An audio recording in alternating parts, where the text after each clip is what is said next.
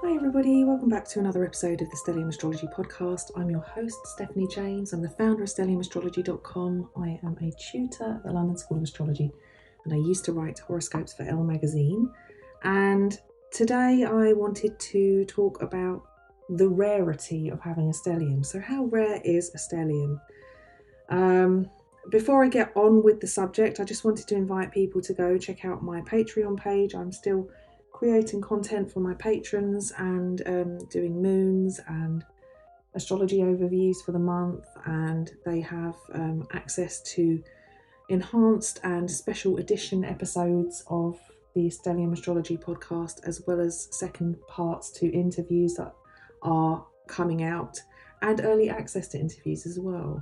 So there's a lot going on over there. And I am, if you are listening to this, most likely already on my, I really hope I'm on my maternity leave at this point, because, if the baby isn't here, then the baby is very late. Yeah, so I'm definitely on my maternity leave. I'm just adjusting to life as a new mum. And I was very Capricorn about my approach to this and made sure I had lots of stuff for you guys to check out and to listen to while I'm not here. So some of these episodes are going to be a bit shorter or not as in depth, but they're just here for you to have something. I remember I used to listen to this one podcast years ago, and I think they went on holiday and they didn't prepare any content for when they went on holiday. And I remember going on their website every single day, checking it, going, when are they going to have another episode? I was going out of my mind because I just needed to hear what they had to say. So I don't want to leave you guys, and I don't know if there's anybody as invested in my podcast as that, but if you are, this is for you. I'm doing it for you. So how rare is a stellium anyway? The majority of people that have come to this podcast, who are listening to this podcast, most people that come to me for a reading have got a stellium.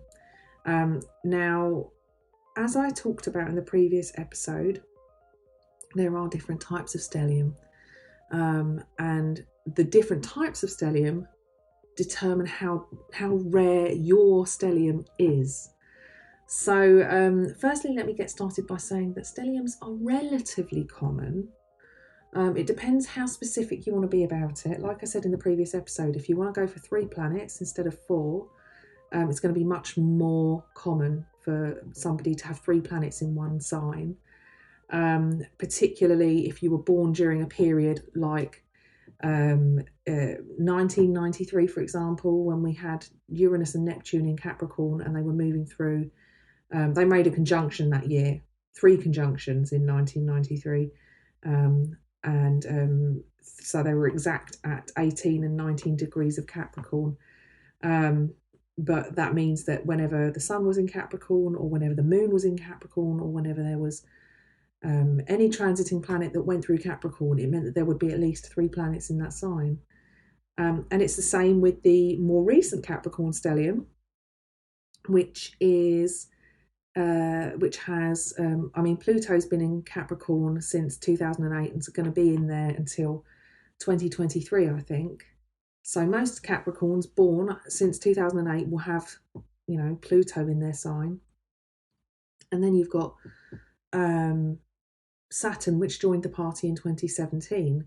So most Capricorns who are born between, most people, babies born between 2017 and 2020 will have had, most likely have Saturn and Pluto.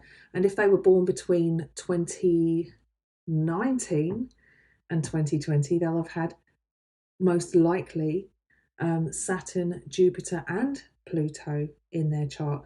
So if you think about it like that, with generations of people, those slow-moving planets and the more social planets that are a bit slower, Jupiter spends about a year in a sign, Saturn spends about 2.5 years in a sign, Pluto, depending on the sign, can spend, I think, up to, am I right? Is it 30 years?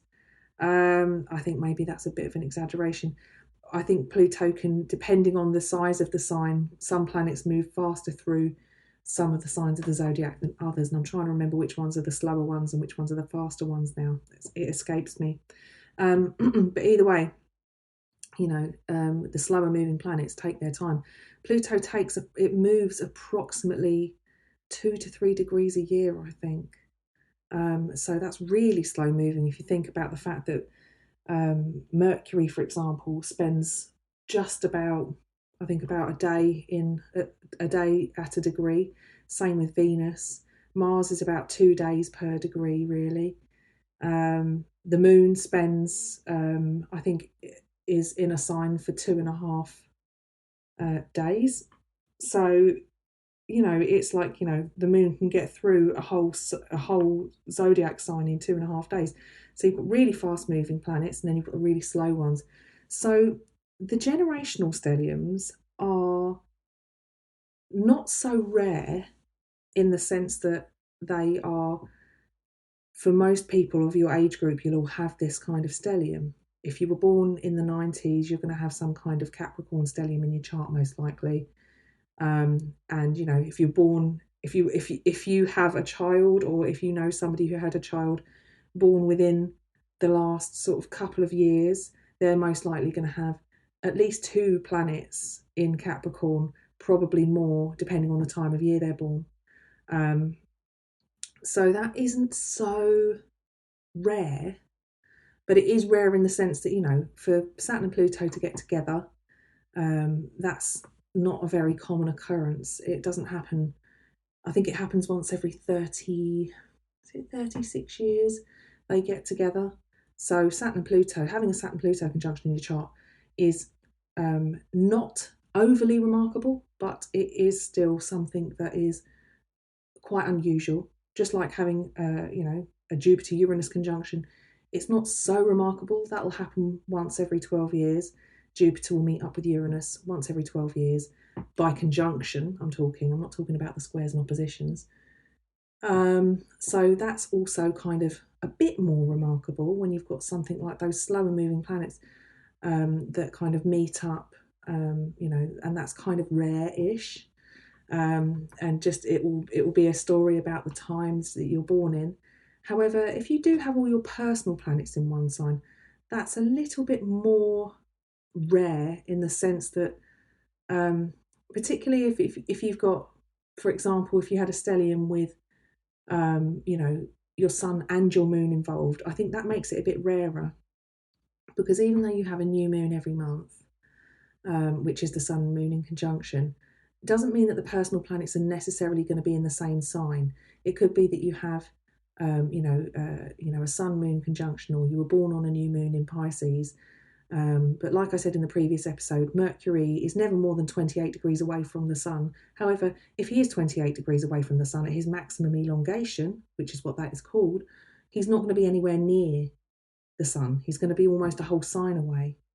And if you had maybe, say you had, you were born on a new moon in Pisces, which was slap bang in the middle of Pisces, and Mercury happened to be at, he was at maximum elongation, then he's going to be in Aries, and almost 30 degrees away. So say it was 15 new moon, 15 Pisces, he's going to be potentially at about 13 of Aries. So actually, almost a semi-square away. Not a semi-square, sorry, a semi-sextile. And we've already talked about semi-sextiles being slightly irritating because they're not quite as cooperative as the sextile. And then you've got Venus, who can be at maximum elongation. Venus is about 45 degrees away from the sun at the maximum point of elongation. So if you happen to have, if you born on the new moon in Pisces and Venus was at maximum elongation, then Venus could be either right at the end of Aries or potentially even in Taurus, if you're going in that direction. So it's just because the personal planets aren't they're faster moving, it almost makes it more interesting when you're looking at a stellium, and a lot rarer, especially if they all happen to be around the same, like almost in conjunction, same degree. You'd have like sun, moon, Venus, Mercury. It's kind of like if you're playing a game where you have to kind of pause the game and try and get everything to. I'm trying to think of a game that's like this, but sort of like everything's scrambling all over the place, and you've got to try and hit the pause button or something, or stop everything when it's as close as it can possibly be, and trying to get it so that they're all as close as they can be at any one time. It's much more difficult with the faster moving things than it would be with the slower moving. You've almost like, yeah, if they're coming together in the slower moving ones, you can almost just pause it, and it's quite easy to see that, and it's quite easy to see that approaching. So the other thing is Mars is definitely a different one. It's a bit of a wild card as far as planets are concerned, because I've just recently been reading about solar returns as well. And what's interesting about Mars is that Mars can actually be Mars can be opposite the Sun. Mars has a very different kind of orbit to the other planets like Mercury and Venus that are considered personal. He's a bit more of an adventurer. It's not surprising with the nature of Mars, but being able to go out there and oppose the Sun, it is a rare aspect to have, like Sun opposite Mars. But it means that Mars doesn't really have a maximum elongation. He can go round the zodiac. He can square He can square the Sun from the first opening square. He can oppose and he can close. So Venus and Mercury cannot do that. Are two planets that can't square the Sun or oppose the Sun at all. So having Mars in a stellium along with all your other personal planets is rare. Probably more so than most of the other planets, because he's considered personal, but he kind of has a lot more roaming potential. And like I said, with Jupiter and Saturn, they're a bit slower, they're more social group orientated.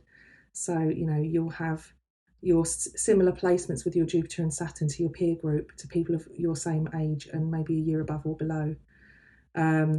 So it's an interesting observation, and it really is worth thinking about the type of planets you've got in your stellium to kind of differentiate how rare it really is. I would say probably, as far as rare stelliums go, if you've got the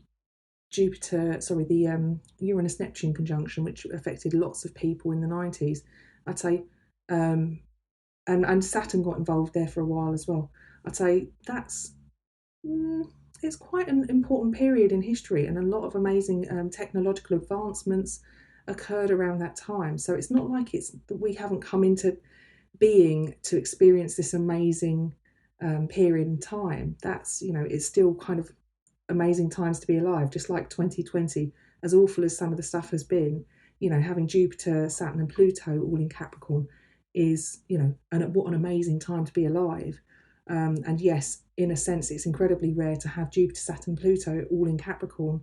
That conjunction that happened happens once every 735 years. So yeah, that's rare. But if that's the only planets that are in conjunction in your natal chart, if you happen to be born, a Capricorn born at that time is going to have a rare stellium. I think on the day of the conjunction of the Saturn Pluto conjunction, the Sun and Mercury were in conjunction. Jupiter and Saturn and Pluto were in conjunction, and Jupiter was in the mix too. Potentially, I think Venus may have been there. So it was huge, heavy Capricorn energy. That is rare. Once every 735 years, that combination of planets will get together. But, there's going to be a lot of people born between, like I said, about 2019, 2020, who are all going to have Jupiter, Saturn, Pluto in their sign. That's a whole load of people.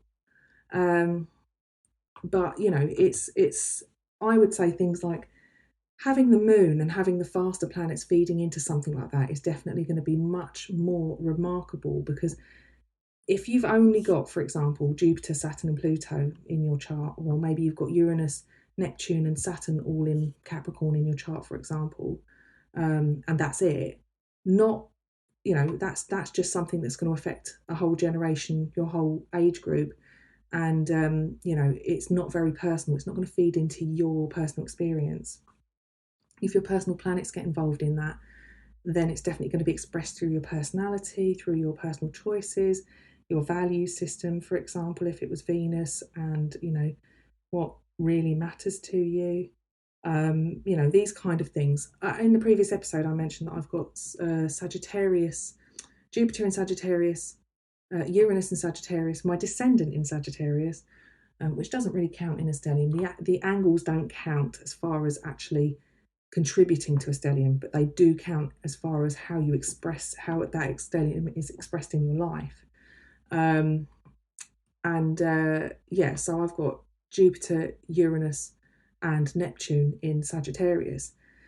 Jupiter and Uranus are the transpersonal planets, and Uranus and Neptune are the transpersonal planets, and Jupiter is the social planet, which it brings it into more kind of like my social group, my friendship group, and Uranus Neptune contact, or even just placements in Sagittarius, are definitely going to be a bit more open-minded spiritually. You might, with Neptune in Sagittarius, kind of associate that with like religious kind of extremism, perhaps, like having a real strong spiritual or religious ideology. Uranus is very all-encompassing, kind of, to express my own personal spiritual views, and other people I know who do also have Uranus and Sagittarius.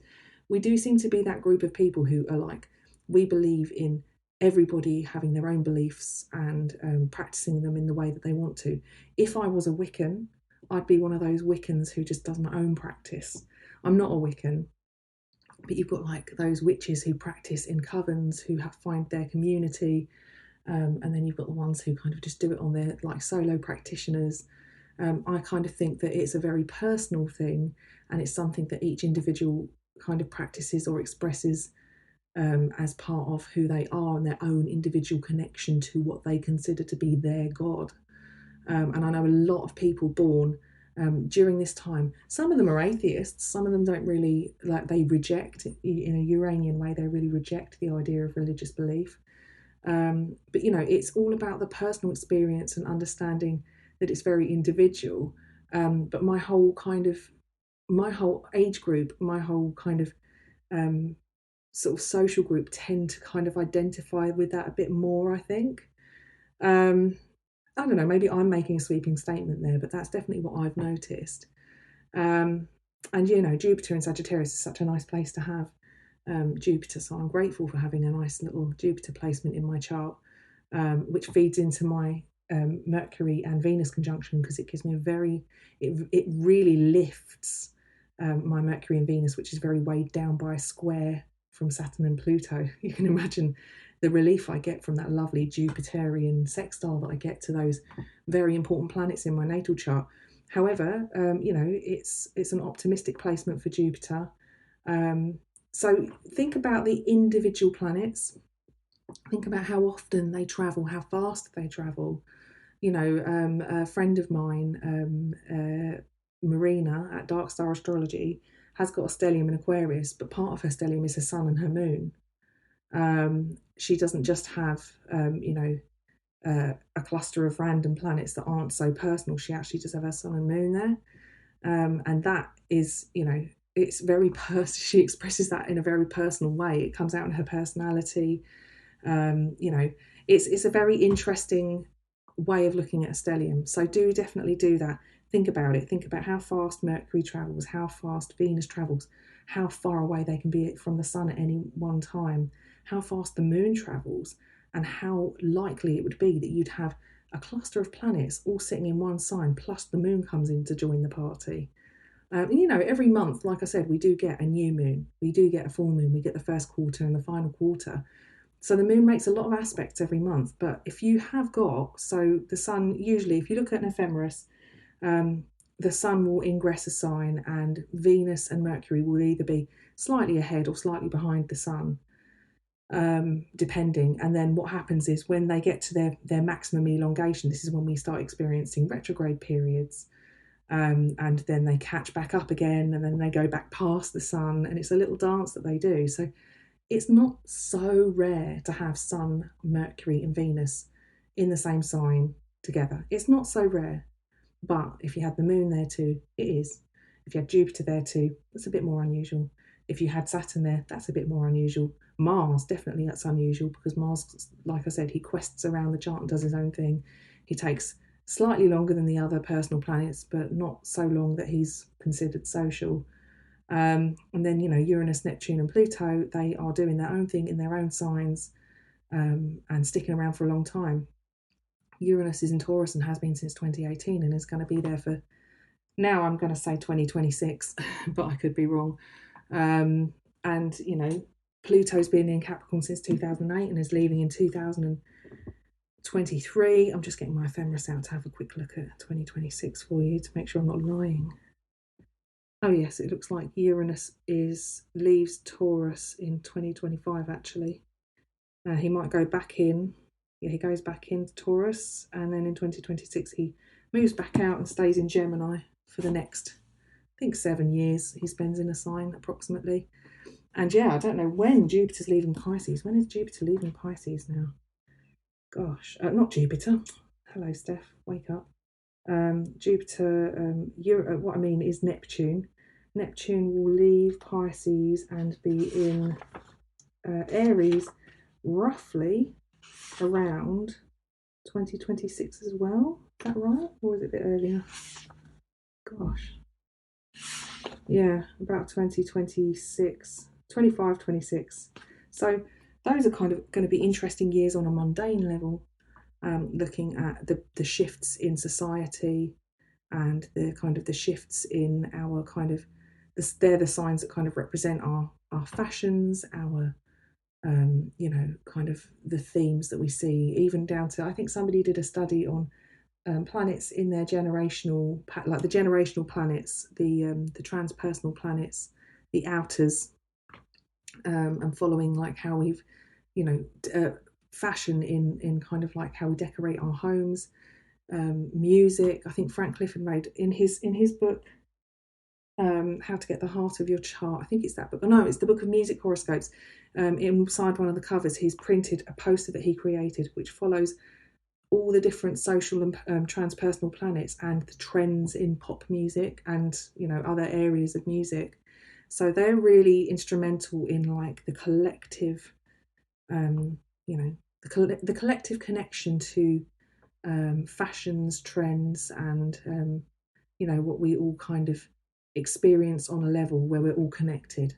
The 2020 motto, the 2020 Neptune motto for me had to be, we're all in this together. So Neptune, so Neptune. Whenever I think of we're all in this together, I think of, this is really, really kind of probably a bit morbid, but that scene in Titanic when the boat sunk and there's just all these people just in the water and they're just like, oh my God, is this how we're going to go? Just in the middle of this icy ocean, the boat's gone, we're going to freeze, we're all in this together. It's very Neptunian. I do kind of think of Neptune's phrase as we're all in this together, which is basically the 2020 motto, wasn't it? Uranus is kind of busting out, doing his thing in Taurus, and will be for a while. Pluto hasn't got that much longer in Capricorn before it moves into Aquarius, and that's going to be an interesting one as well. So having those planets in a stellium, say you've got your Sun, Mercury, Venus and Pluto, for example, in Capricorn, or you've got your Sun and Moon and Mercury or Mars or something in Taurus with Uranus as well. That's quite remarkable.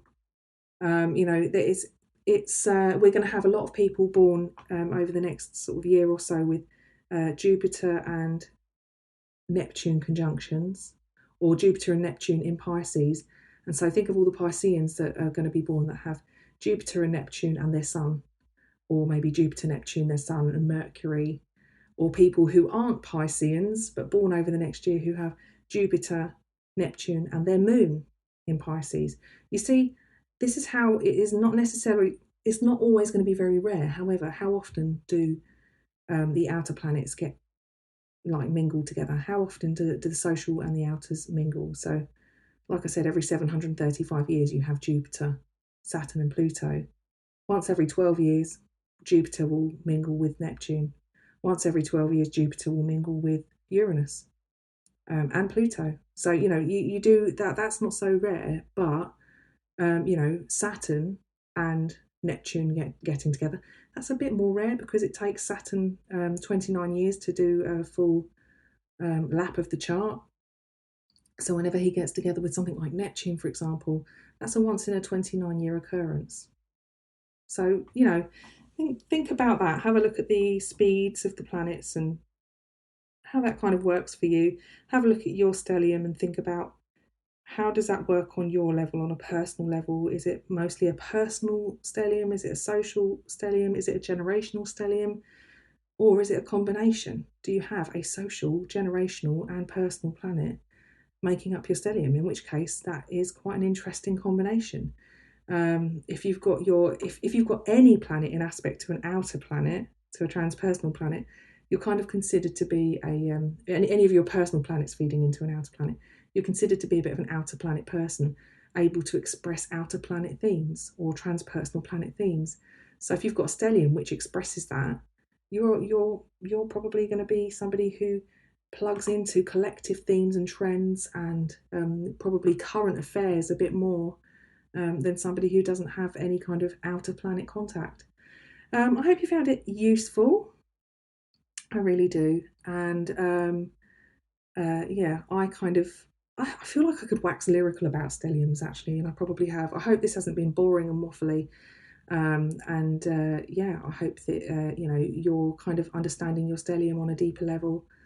I hope you've got pen and paper and you're making notes and you're actually going to sit down and figure out how fast the planets are moving. Definitely, I've got all of this on my blog posts, I think. If you go back and have a look at some of the blog posts I've created for the planets, so you should have some information on that. Maybe I'll make something a little extra download so people can see how fast or slow the planets move and it make it a bit easier for you guys. All right, don't forget to check out and subscribe to my YouTube channel just because I'm over there now. And the more the merrier. And there are going to be additional episodes and things going out there for you guys as and when I find the time. All right, guys, take care. Thanks a lot, and I'll speak to you next time.